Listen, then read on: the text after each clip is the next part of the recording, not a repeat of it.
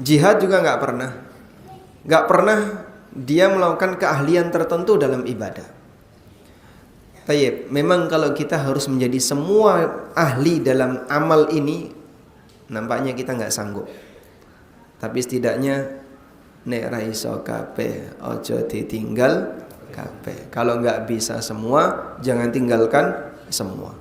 Ambil salah satu amalan yang mampu untuk kita rutinkan. Faqala Abu Bakar radhiyallahu anhu. Lalu Abu Bakar radhiyallahu anhu mengatakan, bi abi anta wa ummi ya Rasulullah, ayah dan ibuku sebagai tebusannya ya Rasulullah. Ma ala man du'iya min tilkal abwabi min daruratin. Tidak ada ruginya bagi orang yang dipanggil dari semua pintu itu. Fahal yud'a ahadun min tilkal abwabi kulliha. Ada enggak orang yang dipanggil dari semua pintu tersebut ketika dia masuk surga? Jawab Nabi sallallahu alaihi wasallam, "Na'am wa arju an takuna minhum." Iya, ada. Dan aku berharap kaulah orangnya. Kau termasuk salah satu di antara orang yang dipanggil dari semua pintu surga.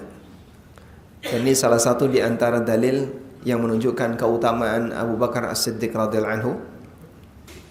Dan didoakan oleh Nabi sallallahu alaihi wasallam kalau nanti di akhirat beliau akan dipanggil dari semua pintu surga.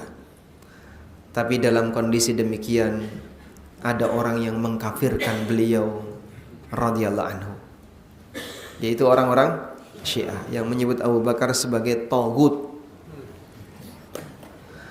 Dan Abu Bakar berarti beliau adalah orang yang punya keahlian dalam salat, artinya orang yang rajin salat.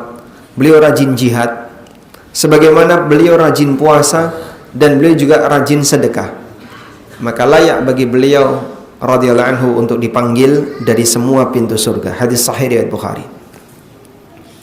Dalam riwayat yang lain dari Abu Hurairah radhiyallahu anhu, Nabi sallallahu alaihi wasallam bersabda, "Likulli 'amilin babun min abwabil jannah yud'a minhu bidzalikal 'amal." Setiap orang yang beramal terdapat pintu khusus di surga dan dia akan dipanggil menuju surga dari pintu itu. Maka manusia akan dipanggil menuju surga sesuai dengan kebiasaan amalnya. Karena itu kita sudah mulai untuk berpikir amal ibadah apa yang kira-kira bisa kita jadikan sebagai kebiasaan kita. Dan sekali lagi, kalau tidak bisa semuanya, jangan tinggalkan semua. Jadi ambil salah satu. Aku pengen jadi ahli sholat, aku pengen jadi ahli puasa, dan seterusnya.